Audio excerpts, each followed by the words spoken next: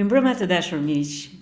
Rikthehemi përsëri në bashkëbisedimin ton, në këtë podcast titulluar Në qast me Taulantën, duke vijuar atë rrugtim që ne kemi nisur dhe që padyshim çdo ditë marrim mbështetjen edhe le të themi mesazhet tuaja lavdëruese për këtë komunikim edhe për këtë punë që ne po bëjmë. Në fakt nuk është një punë, është një komunikim ndryshe që i shërben kësaj fushate dinamike dhe energjike dhe as pak të zakontë, le ta themi kështu. Unë duke ju falenderuar secilin për ju për mesazhet, madje edhe për pyetjet që dërgoni, është një energji e shtuar që marrim nga këto bashkëbisedime dhe nga gjithë ky komunikim që kemi ndërtuar në podcastin Në qast me Taulantën. Por më lejoni t'ju shuaj me njëherë kurreshtjen. Cili është i ftuari i sotëm? Është një njeri krejt i veçantë që nuk do ja marrim mendja në fakt që rastësisht gjendet në Tiranë. Është një nga emrat më interesante dhe më të vlefshëm të kandidatëve të koalicionit euroatlantik, sepse vjen nga një komunitet i cili është një komunitet që i ka ikur zemrën së Shqipërisë, pikërisht është komuniteti i shqiptarëve që jetojnë në Londër. Dhe unë kam kënaqësinë sot ta ndaj këtë bisedë dhe këtë mbrëmje me një avokat të shquar në Londër, me zotin Naim Hasani. Naim, të falenderoj që gjetëm mundësinë që mes kësaj lëvizje dinamike mes Londrës dhe Tiranës këto ditë fillimi fushate, ju gjetët kohë të ndajmë këtë bisedë së bashku. Mirë se erdhe dhe rrugë të mbar në këtë garë politike as pak të thjeshtë. Faleminderit shumë, Landa, kënaqësi, është privilegj të jem në këtë podcast tëndin dhe jam shumë i lumtur që ndodhem në Tiranë, që ndodhem në Shqipëri dhe është një moment absolutisht i rëndësishëm për mua, për gjithë neve, për çdo shqiptar. Faleminderit shumë që më keni ftuar sonte. Më lejoni të them avokat sepse pavarësisht se ne na bën bashkë rrugtimi politik, unë e vlerësoj shumë gjithat kontribut që ju jepni për shqiptarët dhe për komunitetin e emigrantëve shqiptarë, sidomos për ata që kanë probleme pafund në raport me mënyrën se si trajtohen në disa raste qytetarët shqiptar atje. Unë e vlerësoj shumë të kontributet dhe dua që ta ndaj me qytetarët. Është një kontribut i cili ju bën juve në fakt një nga kandidatët më të vlefshëm të diasporës, e pikërisht është një kënaqësi e veçantë që ju jeni në listën e kandidatëve tanë dhe të jesh në të njëjtën listë me njerëz si ju, avokat, është një nder dhe një privilegj sepse po ka diçka të përbashkët, një fill të përbashkët të kandidatëve tanë është pikërisht interesi publik dhe ku ka më mirë se sa ajo që keni bërë ju simbolizon pikërisht interesin publik. Padyshim që ju jeni një avokat i njohur që merreni me shumë çështje dhe me shumë punë në zyrën tuaj dhe në firmën tuaj të drejtësisë, por ajo që unë vlerësoj më shumë edhe që dua ta dinë edhe qytetarët është që ju keni një raport të veçantë me të gjithë qytetarët shqiptar, emigrantët tanë atje, të cilët i kanë problemet jo të pakta. A mundemi të ndajmë diçka nga impresionet tuaja në raport me këtë marrëdhënie nga komuniteti ku ju vini? Absolutisht, Landa. Unë ka 27 vite që jetoj në Britani. Jam larguar në vitin e mbrapsht 1997 kur Shqipëria ishte në një absolut situatë të errët dhe e kishte humbur atë drejtimin se nga do shkonte dhe unë si shumë të tjerë u largova në Britani dhe gjeta veten time, gjeta absolutisht një mirëpritje të jashtëzakonshme nga qytetarët, nga shteti, nga institucionet britanike dhe gjatë gjithë këtyre viteve, jo vetëm se kam realizuar ëndrrën time të kahershme që të isha një avokat, të punoja në drejtësi dhe të isha përfaqësuesi i drejtësisë më të mirë në botë asaj britanike, por nëpërmjet kësaj kam arritur që të kem një kontribut që absolutisht është vendosur mbi mua, mbi shpatullat e mia, si avokati, ndoshta i pari avokat shqiptar i kualifikuar në Britani dhe interesi fatkeqësisht i qytetarëve shqiptar për emigracionin ka vazhduar dhe nuk ka pushuar asnjëherë. Dhe me këtë kontekst kam pasur më mira qytetarë shqiptar, bashkomës të mi, që ata kanë ardhur në Britani dhe personi I parë zyrtar që ata kanë takuar kam qenë unë dhe si thënë asaj situatës unë kam qenë në front line në vijën kryesore të luftës të pritjes atyre emigrantëve për të krijuar atë një atyre mundësinë për të përfaqësuar ligjërisht dhe për të virtuar të drejtën e tyre për të qëndruar Britani, një ndër që ata e kanë shumë prej tyre e kanë realizuar fal punës kontributit dhe padyshim mikpritjes dhe ligjeve me të cilat unë jam bazuar dhe mbështetem në një vend si Britania që respekton totalisht të drejtat dhe liritë themelore të çdo individit, pavarësisht se nga vinë. Edhe jam shumë krenar që gjithë ata mira shqiptar që unë I kam mbështetur në vite janë sot në punë nga më të ndryshme. Fëmijët e tyre janë sot doktor, janë avokat, janë llogaritar, punojnë në polici, punojnë në shërbime sociale, punojnë në banka dhe ata vetë kur I shoh që kur kanë ardhur pra 20 vitesh e më shumë në çfarë situate dëshpëruar kanë qenë dhe shoh ndryshimin e tyre sot. Unë ka ndodhur që të shkoj në spital dhe të takoj fëmijën e personit që unë e kam ndihmuar dhe fëmia ka qenë shumë I vogël dhe më thotë mua që është kënaqësi që të shërbej ty si avokati I prindve të mi dhe I imi që babai dhe nëna ime më thonë që na ka ndihmuar Zoti Hasan në momentin më të vështirë të jetës tonë na ka ndryshuar jetën përgjithmonë. Kjo është një kënaqëri jashtëzakonshme dhe kënaqësi absolutisht profesionale. Naim, rrëfimi që sapo ti bëre në fakt është shumë dimensionale dhe të emocionon vetëm ta dëgjosh, por duke I dëgjuar, kuptoj që ju jeni një dëshmitar në vetë parë se sa shumë e rëndësishme është vendi. Pra, ne na ikën një kapital I rëndësishëm dhe në 30 vite ka ikur një kapital I rëndësishëm njerëzor që nuk ka gjetur hapësirat edhe mundësirat, nuk ka gjetur atë që mungon këtu në Shqipëri me meritokracinë, por padyshim duke shkuar në një vend ku funksionon demokracia, kur funksionon merita, kur funksionojnë mundësitë dhe shanset për ata që duan të ecin në jetë, ata ja dalin. A ka ndikuar kjo pikërisht për të marrë atë vendim të rëndësishëm që ju, atë eksperiencë që shikoni atje të vi, domethënë të jepni mundësi ta rindërtojmë këtu. A është kjo një nga arsyet pse ju keni kandiduar dhe nëse është kjo, a ka një arsye tjetër? Për shembull, unë e di që ju jeni një mbrojtës I jashtëzakonshëm I drejtësisë. A ka një drive tjetër pra përveç po themi kushteve që janë në Shqipëri, a ka diçka tjetër që e bën Naim Hasanin sot, avokatin e njohur, të luftoj për të ndryshuar në Shqipëri? Absolutisht. Kur kam rritur në Britani, në ditët e para ishte e pamundur të takoje një shqiptar tjetër dhe ndoshta duheshin ditë për të lënë takim me një mik tënd, një shqiptar që e njeh, që të bënshë bashkë të bësh një bisedë.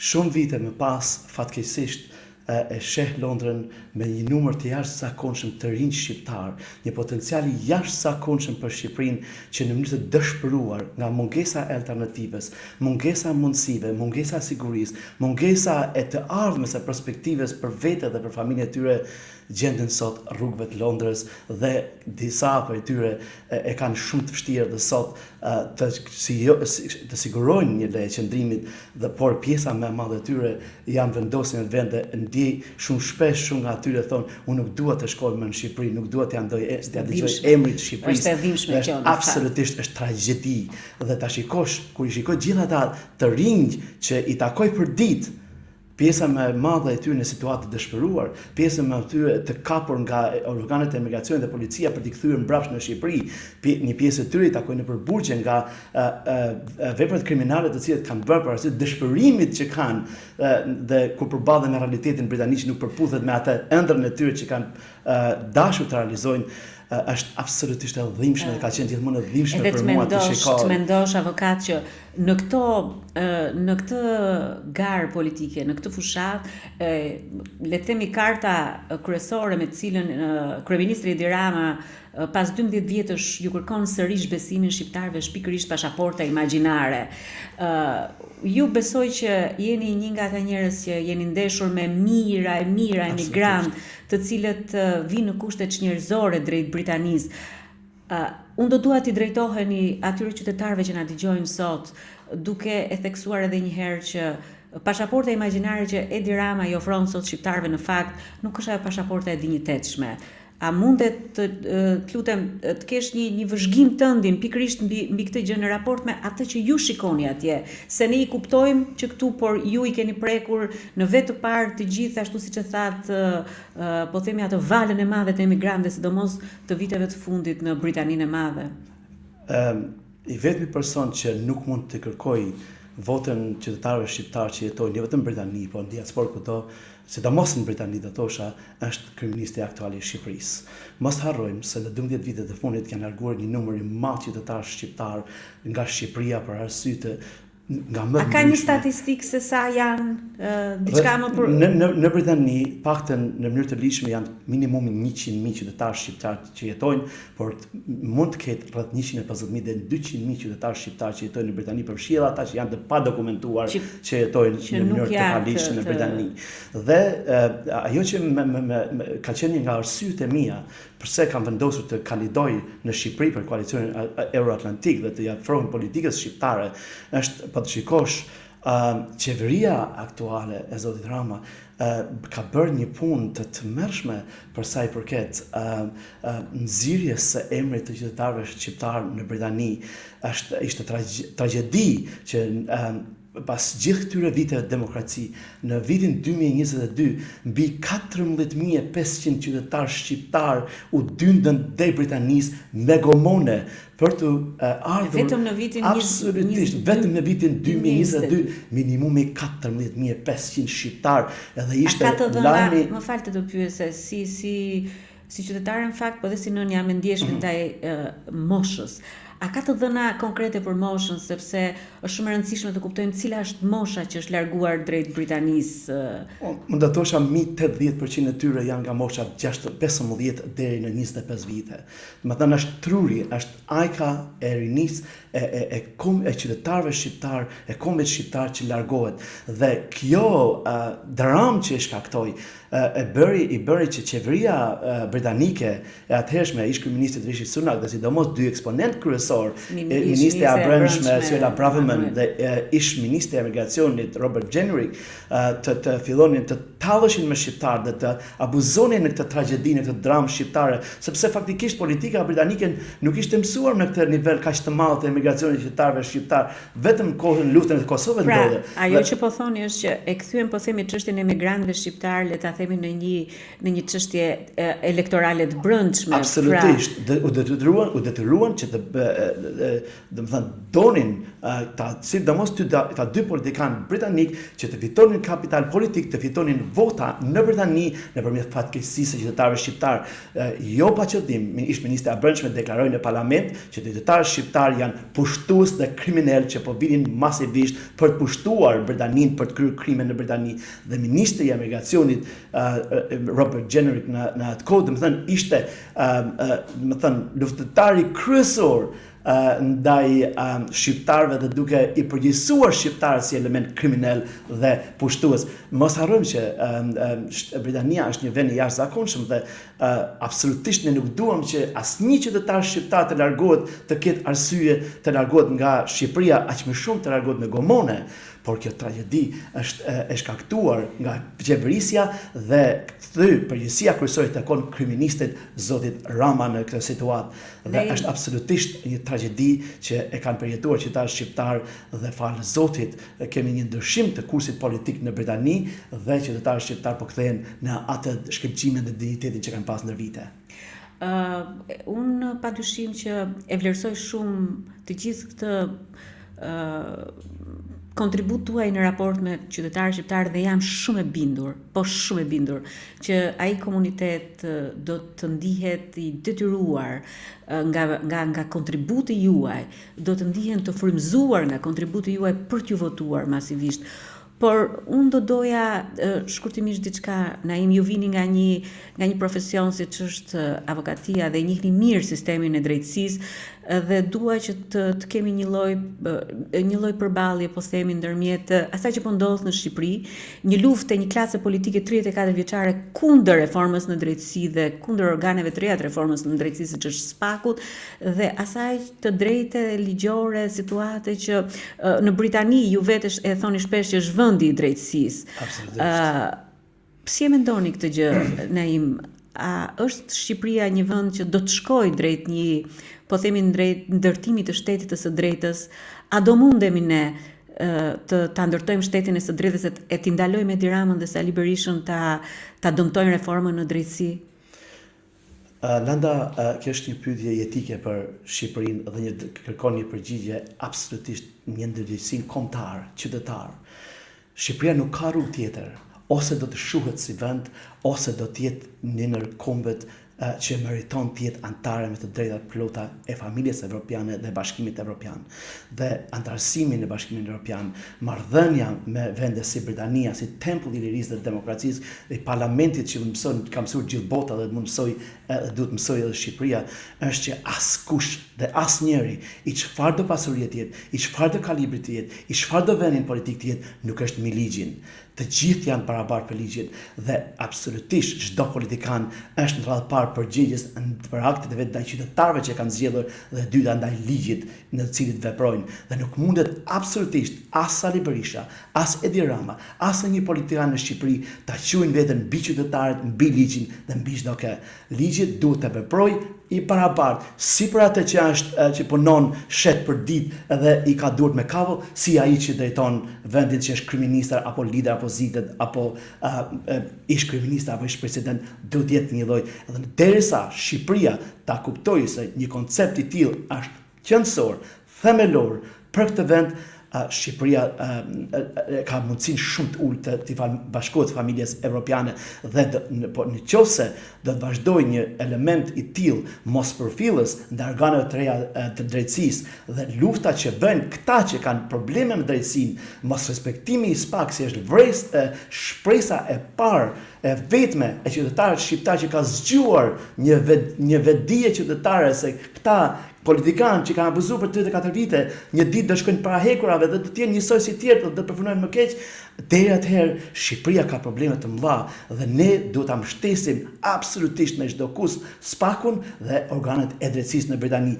Asnjë politikan, në Shqipëri, për sa i përket nivelit dhe funksionimit të drejtësisë në Britani, asnjë politikan nuk ka imunitet politik, asnjë politikan në Britani, në qoftë është në sallën e parlamentit, policia dhe organet legislatuese mund të arrestojnë në sallën e parlamentit, në zyrën e tij dhe të shkojë të japë llogari. Sapo ke artikuluar një nga propozimet tona më të forta që asnjë deputet, duke filluar nga vetja, nesër nëse do të jemi në Kuvendin e Shqipërisë, nuk do të kemi imunitet përpara drejtësisë. Nga kush do të kemi neve imunitet? Dhe padyshim këto janë standarde që ne i kërkojmë dhe i vendosim për veten tonë. Absolutisht.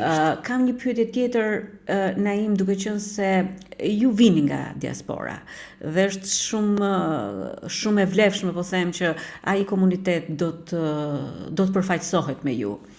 Por vota e diasporës padyshim dhe ka njohur përpjekje të jashtëzakonshme për të realizuar, për të njohur, janë me qindra mijëra qytetarë shqiptar të larguar masivisht, sidomos në 10-12 vitet e fundit, të cilët me këtë votë do të ndikojnë dhe me vullnetin e tyre të lirë shpresojmë, do të ndikojnë në situatën politike dhe në zhvillimet më tej në Shqipëri.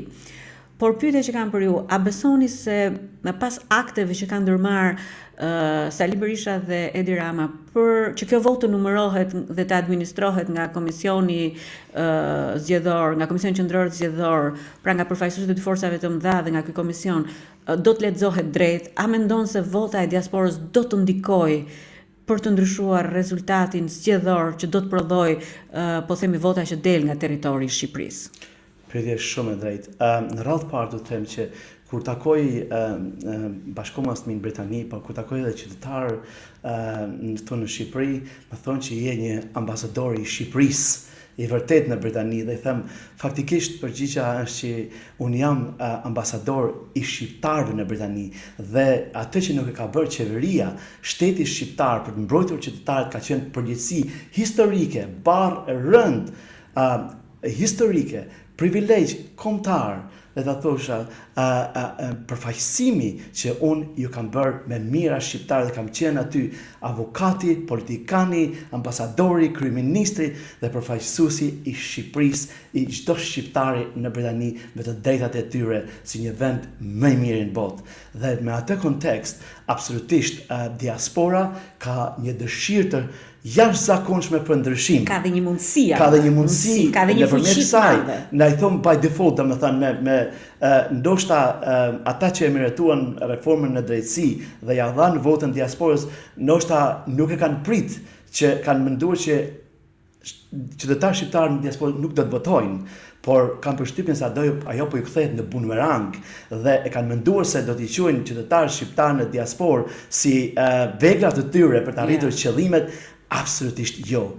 Çdo qytetar, unë nuk duhet të ofendoj qytetarët shqiptarë që jetojnë në Shqipëri, por nuk besoj që asnjë qytetar shqiptar që ndodhet në Londër, që ndodhet në Amerikë, që ndodhet në Australi, në Kanada, Milan, në Frankfurt, në Paris, në Bruxelles, në asnjëherë prej tyre nuk mendon që unë po marr 50.000 lekë apo po marr 20.000 lekë o 20 panda, 20 euro, a 50 euro, 200 euro, ta shes votën. Absolutisht, vota e tyre është e shenjtë dhe ashtu do të jepet me 11 maj dhe shpresoj dhe besoj që ajo votë do numërohet absolutisht deri në fund si një mësim demokracie për Shqipërinë dhe për shqiptarët. Dhe unë shpresoj shumë që të jetë një votë që do të zgjedhë avokati Naim Hasani, një nga kandidatët tanë të shkëlqyer për qarkun e Shkodrës. Aty do rish aty se unë kam një pyetje të cilën ne kemi një rubrikë që e quajmë pyetja me spec. Përmendet votën masive që do të jetë. Dhe unë shpresoj shumë që ajo të jetë një votë që do të shkojë tek emërit si kërkesë dhe si nevojë qytetarëve shqiptarë në diasporë, në emigrim, për të përfaqësuar përmes Naim Hasanit. Në këtë kutinë ne kemi vendosur disa letra ku janë të shkruara disa pyetje. Të gjitha janë pyetje me spec për ju. Do zgjidhni njërin cila t'ju bjerë dhe do dua një përgjigje të sinqertë se si e mendoni pyetjen. Mund të tërheqësh një. Faleminderit. Faleminderit shumë. Jo, e lexon ti. Oh wow, okay, faleminderit shumë. Okay. Oh wow. Okay, nëse fiton mandatin, a do të sjellësh familjen në Shkodër? Absolutisht, unë kam lind në qarkun e Shkodrës, jam rrit në Shkodër, shpirtin e zemrën kam marrësi në Shkodër dhe absolutisht vendi im, pavarësisht se kam dy shtetësi, vendi im çdo qeliz e trupit tim gjakku im është shqiptar dhe është kënaqësi të kontriboj në politikën shqiptare, të kontriboj në vendin tim dhe padyshim, pse jo vetëm unë, por çdo shqiptar sapo të krijohet mundësia për një Shqipëri me shanse të barabarta të kthehemi, të vim Shqipëri, të kontribojmë dhe padyshim ta kthejmë Shqipërinë një shembull model, jo vetëm Ballkan, por gjithë Evropën dhe unë absolutisht dhe familja ime do të jetë krenar që sa të vija do ditë të jemi këtu gjithë bashkë për një Shqipëri demokratike, europiane dhe qytetare. Absolutisht. Naim Hasani, unë nuk kam çfarë të shtoj fare këtij mesazhi, përveç se vlerësimi tim të jashtëzakonshëm për ty edhe për njerëz si ty që janë bashkuar koalicionit Euroatlantik duke i vënë fytyrën, duke i vënë të gjithë integritetin që ju përfaqësoni dhe për t'i dhënë mundësinë kësaj force politike për të shkuar te qytetarët me përfaqësues si ju. Unë kam vetëm një thirrje të dashur qytetarë, sidomos qytetarët të Shkodrës, e sidomos bashkë qytetarët dhe bashkëdetarët tanë kudo që ndodheni, por sidomos ata që e njohin nga afër avokatin Naim Hasani, zgjidhni përfaqësuesin tuaj për në kuvendin e Shqipërisë në zgjedhjet e 11 majit me syt 4, sepse vetëm kështu ju do të bëni një zgjedhje për veten tuaj, ju do të bëni një zgjedhje për të drejtën tuaj, ju do të bëni një zgjedhje që do të jetë një zgjedhje për ju dhe për të ardhmen europiane të Shqipërisë. Shqipëria ka nevojë për mbështetjen tuaj, Shqipëria ka nevojë për mendimin tuaj të qartë e kritik në votën e 11 majit. Votoni Naim Hasani në qarkun e Shkodrës si përfaqësues të demokratëve Euroatlantik, si përfaqësues të koalicionit Euroatlantik i cili në listën e votimit mban numrin 4. Unë ju përshëndes si zakonisht dhe ju uroj një mbrëmje të këndshme dhe ju falenderoj shumë që na keni ndjekur në këtë bisedë me avokat Naim Hasanin. Edhe një herë falenderoj shumë Landa, të uroj aty shumë suksese. Shqipëria meriton më shumë, shqiptarët meritojnë ndryshimin dhe ai duhet vi absolutisht më 11 maj duke votuar për numrin 4 koalicionin Euroatlantik dhe të gjithë ne kandidatët e këtij koalicioni. Të falenderoj. Natën e mirë të dashur miq.